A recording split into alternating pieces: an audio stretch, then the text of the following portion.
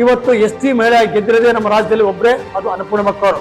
ಅಂತರಿಗೆ ನೀವು ಸಚಿವ ಸ್ಥಾನ ಯಾಕೆ ಕೊಡಬಾರ್ದು ಅಂತ ನಮ್ಮ ಒಂದು ಪ್ರಶ್ನೆ. ನಮ್ಮ ಅನ್ನಪೂರ್ಣಮ್ಮ ಅವರಿಗೆ ತಪ್ಪದೇನೆ ಸಚಿವ ಸ್ಥಾನ ಕೊಡಲೇಬೇಕಂತ ಒತ್ತಾಯ ಮಾಡ್ತಾ, ಮುಂದೇನು ದಯವಿಟ್ಟು ಕೊಡದೇ ಇದ್ರೆ ನಾವು ಬೀದಿಗಳು ಹೋರಾಟ ಮಾಡಬೇಕಂತ. ಅನ್ನಪೂರ್ಣ ಮೇಡಮ್ ಅವರಿಗೆ ಸಚಿವ ಸ್ಥಾನವನ್ನು ಕೊಡಬೇಕು. ನಮ್ಮ ಮಹಿಳೆಯರಿಗೆಲ್ಲ ತುಂಬಾ ಸಂತೋಷ ಆಗುತ್ತೆ. ಸಂತೋಷ್ ಸಾಹೇಬರಿಗೆ ಗೆದ್ದಿರೋದು ಕಲಘಟ್ಟಿಯಲ್ಲಿ, ಧಾರವಾಡ ಮತ್ತು ಇದಕ್ಕೆ ಸಂಬಂಧಪಟ್ಟವರು, ಧಾರವಾಡ ಡಿಸ್ಟಿಕ್ಗೆ, ಹುಬ್ಳಿ ಡಿಸ್ಟಿಕ್ ಸಂಬಂಧಪಟ್ಟರು. ನಮಗೆ ಸಂಬಂಧ ಇಲ್ಲಲ್ಲ, ಅವ್ರು ಅಲ್ಲಿ ಡೆವಲಪ್ ಮಾಡ್ತಾರೆ. ನಮ್ಮದು ಒಂದು ಮಾದರಿ ರಾಜ್ಯವನ್ನು ಮಾಡ್ತಾರೆ ಅವರು ಅಂತ ನಾವು ಗಟ್ಟಿ ನಂಬಿಕೆ ನಮಗಿದೆ.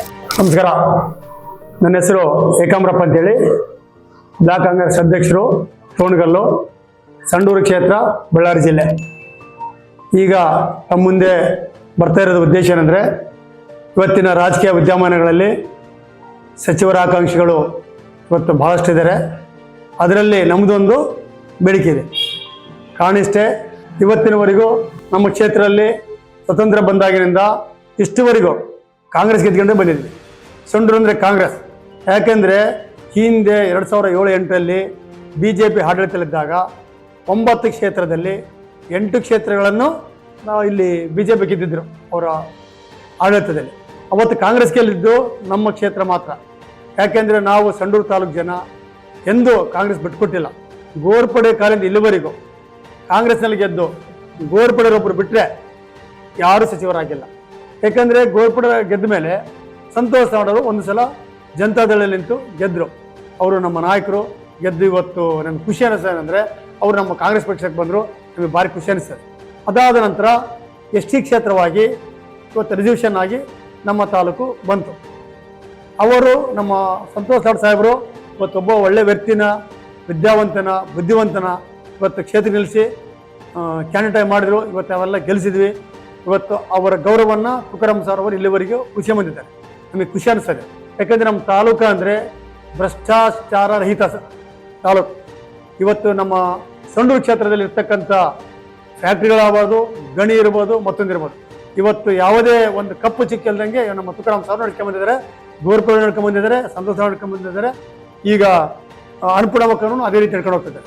ಯಾಕೆ ಇವತ್ತು ನಿಮ್ಮನ್ನು ಮುಂದೆ ಬರ್ತದೇನೆಂದರೆ, ಈ ಹಿಂದೆ ಕಾಂಗ್ರೆಸ್ ಸರ್ಕಾರ ಬರಬೇಕಾದ್ರೆ KPC ಅಧ್ಯಕ್ಷರಾದಂಥ DK ಶಿವಕುಮಾರ್ ಅವರು ಹಾಗೂ ಮಾಜಿ CM ಆದಂಥ ಸಿದ್ದರಾಮಯ್ಯ ಸಾಹೇಬರು ಇವತ್ತು ಅವರ ನೇತೃತ್ವದಲ್ಲಿ ಇವತ್ತು ಜೋಡೆತ್ತುಗಳಂತೆ ದುಡಿದು ಇವತ್ತು ಸರ್ಕಾರ 136 ಕ್ಷೇತ್ರಕ್ಕೆಲ್ಲ ಮಾಡಿದರು.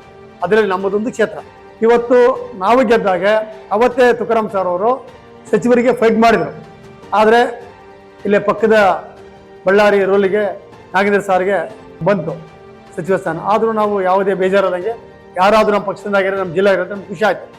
ತದನಂತರ ಅನಿವಾರ್ಯ ಕಾರಣದಿಂದ ಮತ್ತೆ ನಮ್ಮನ್ನು ಬೇರೆ ಜಿಲ್ಲೆಗೆ ತಂದು ಇಲ್ಲಿ ಸಚಿವರನ್ನಾಗಿ ಮಾಡಿದರು. ನಾವು ಏನು ಈ ಹಿಂದೆ ಮತ್ತೆ ಅದ ನಂತರ ನಮಗೆ ಸಂಸದರ ಎಲೆಕ್ಷನ್ ಬಂದಾಗ, ಪಾರ್ಲಿಮೆಂಟ್ ಎಲೆಕ್ಷನ್ ಬಂದಾಗ ತುಕಾರಾಮ ಸರ್ ಅವರಿಗೆ ನಿಲ್ಲಕ್ಕೆ ಇಂಟ್ರೆಸ್ಟ್ ಇದ್ದಿಲ್ಲ. KPC ಮತ್ತು AS ಅವರು, ಇಲ್ಲ ತುಕಾರಾಮ್ ಅವರೇ ನೀನು ನಿಲ್ಲಬೇಕು, ನೀನು ಮಾತ್ರ ಗೆಲ್ತೀಯಾ, ಸಮೀಕ್ಷೆ ಮಾಡಿದ್ವಿ, ಬೇರೆಯವರಿಗೆಲ್ಲ ಕಷ್ಟ ಆಗ್ತದೆ. ಸುಮಾರು 20 ವರ್ಷಗಳ ಕಾಲ BJP ಸಂಸದರು ಗೆದ್ದಿದ್ದಾರೆ, ಈ ಸಲ ಒಳ್ಳೆ ವಾತಾವರಣ ಇದೆ, ನೀನಾಗಿ ಗೆಲ್ತೀಯಾ ಅಂದರು.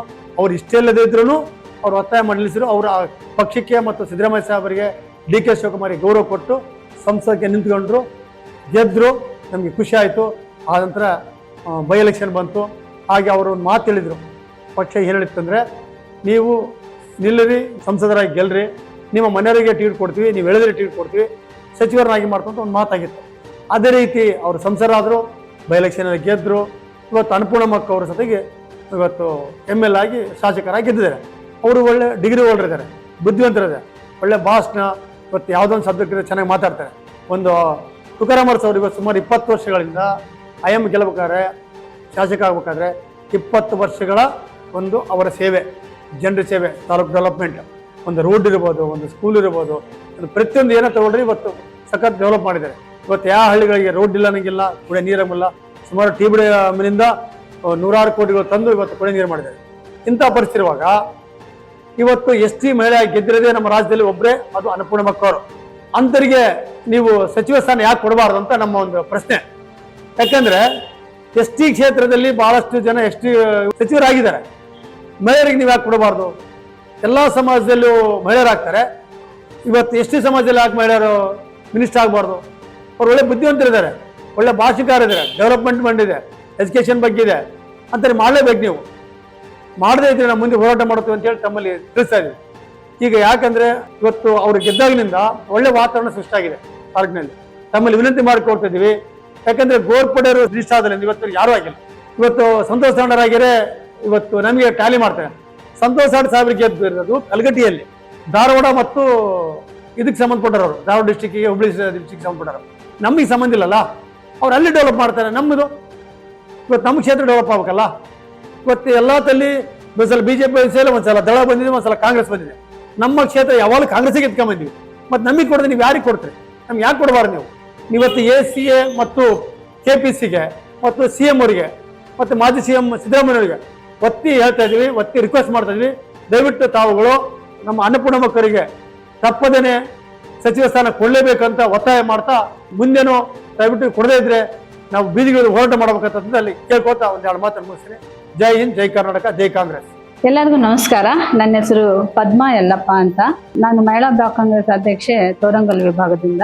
ಇವತ್ತು ಈ ಮಾಧ್ಯಮದಲ್ಲಿ ಬರೋಕ್ಕೆ ಕಾರಣ ಏನಂದ್ರೆ, ಕರ್ನಾಟಕದಲ್ಲಿ ಎಲ್ಲ ಕಡೆಯೂ ಸಚಿವ ಸ್ಥಾನಕ್ಕಾಗಿ ತಮ್ಮದೇ ಆದ ಒಂದು ಬೇಡಿಕೆಯನ್ನು ಇಡ್ತಾ ಇದ್ದಾರೆ.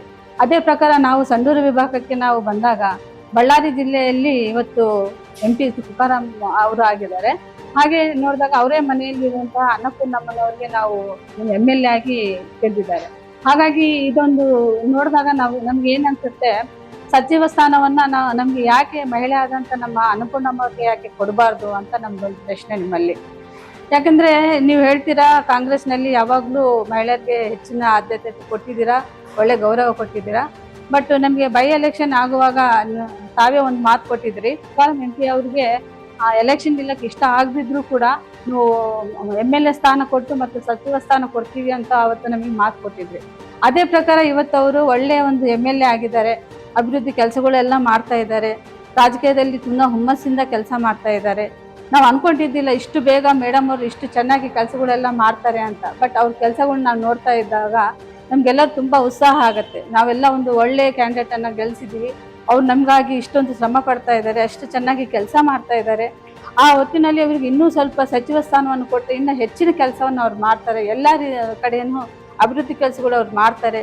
ನಮ್ಮ ಸಂಡೂರಿನ ಥರನೂ ಎಲ್ಲ ಮಾದರಿ ಒಂದು ತಾಲೂಕುಗಳನ್ನ ಅವ್ರು ಮಾಡ್ತಾರೆ ಅನ್ನೋದು ನಮ್ಮದೊಂದು ಗಟ್ಟಿ ನಂಬಿಕೆ. ಹಾಗಾಗಿ ದಯವಿಟ್ಟು ನೀವು ಅನ್ನಪೂರ್ಣ ಮೇಡಮ್ ಅವ್ರಿಗೆ ಸಚಿವ ಸ್ಥಾನವನ್ನು ಕೊಡಬೇಕು. ನಮ್ಮ ಮಹಿಳೆಯರಿಗೆಲ್ಲ ತುಂಬಾ ಸಂತೋಷ ಆಗುತ್ತೆ ಸರ್. ಹಾಗೆಂದು ಈಗ DK ಶಿವಕುಮಾರ್ ಅವರು ಮತ್ತು ಮಾಜಿ ಮುಖ್ಯಮಂತ್ರಿಯಾದಂಥ ಸಿದ್ದರಾಮಯ್ಯ ಅವರಲ್ಲಿ ನಾವು ಕೇಳ್ಕೊಳ್ತಿದ್ದೀವಿ. ದಯವಿಟ್ಟು ನೀವು ನಮ್ಮ ಅನ್ನಪೂರ್ಣ ಮೇಡಮ್ ಅವ್ರಿಗೆ ಈ ಸಲ ಸಚಿವ ಸ್ಥಾನವನ್ನು ಕೊಟ್ಟು ನಿಮ್ಮ ಮಾತನ್ನು ಉಳಿಸ್ಕೊಡಿ ಅಂತ ತಮ್ಮಲ್ಲಿ ವಿನಂತಿ ಸರ್. ಅನ್ನಪೂರ್ಣ ಮೇಡಮ್ ಅವರು ಈಗಾಗಲೇ ಬಹಳಷ್ಟು ಕೆಲಸಗಳನ್ನು ಮಾಡಿದ್ದಾರೆ. ಆ ಪ್ರಕಾರ ನೋಡಿದ್ರೆ ಅವರು ಶಿಕ್ಷಣ ಕ್ಷೇತ್ರದಲ್ಲಿ, ಆರೋಗ್ಯ ಕ್ಷೇತ್ರದಲ್ಲಿ ಮತ್ತು ಮಹಿಳೆಯರ ಒಂದು ಸ್ವಾವಲಂಬನೆಯ ಕ್ಷೇತ್ರದಲ್ಲಾಗಿರ್ಲಿ, ಅವ್ರಿಗೆ ಸ್ವಾಯುದ್ಯೋಗ ಕಲ್ಪಿಸಿಕೊಡುವ ವಿಷಯದಲ್ಲಾಗಿರ್ಲಿ, ಮತ್ತು ಪ್ರಕೃತಿ ಪ್ರೇಮಿನೂ ಆಗಿದ್ದಾರೆ ಅವರು. ಹಾಗೆ ಮತ್ತೆ ಅನೇಕ ವಿಷಯಗಳಲ್ಲಿ ಅವರು ತುಂಬಾ ತಮ್ಮದೇ ಆದ ಒಂದು ದೊಡ್ಡ ದೊಡ್ಡ ಪ್ರಣಾಳಿಕೆಗಳನ್ನು ಮಾಡಿಟ್ಕೊಂಡಿದ್ದಾರೆ. ಆ ನಿಟ್ಟಿನಲ್ಲಿ ಅವರು ಕೆಲಸ ಮಾಡ್ತಾ ಇದ್ದಾರೆ. ಅವನ್ನ ಹೇಗಾದ್ರೂ ಮಾಡಿ ಸಕ್ಸಸ್ ಮಾಡ್ಬೇಕಂತ ಅವ್ರು ತುಂಬಾ ಹಗಲು ರಾತ್ರಿ ಕೆಲಸ ಮಾಡ್ತಾ ಇದ್ದಾರೆ. ಇದೇ ರೀತಿ ಆದಾಗ ಇಡೀ ರಾಜ್ಯದಲ್ಲಿನೂ ಅವರು ಇದೇ ಕೆಲಸಗಳನ್ನು ಮಾಡಿದಾಗ ಒಂದು ಮಾದರಿ ರಾಜ್ಯವನ್ನು ಮಾಡ್ತಾರೆ ಅವರು ಅಂತ ನಾವು ಗಟ್ಟಿ ನಂಬಿಕೆ ನಮಗಿದೆ. ಅವರು ಸಚಿವ ಸ್ಥಾನಕ್ಕೆ ಪರಿಪೂರ್ಣರಾಗಿದ್ದಾರೆ. ಇದರಲ್ಲಿ ಯಾವುದೇ ರೀತಿಯಾದಂತಹ ಶಂಕೆನೇ ಬೇಡ.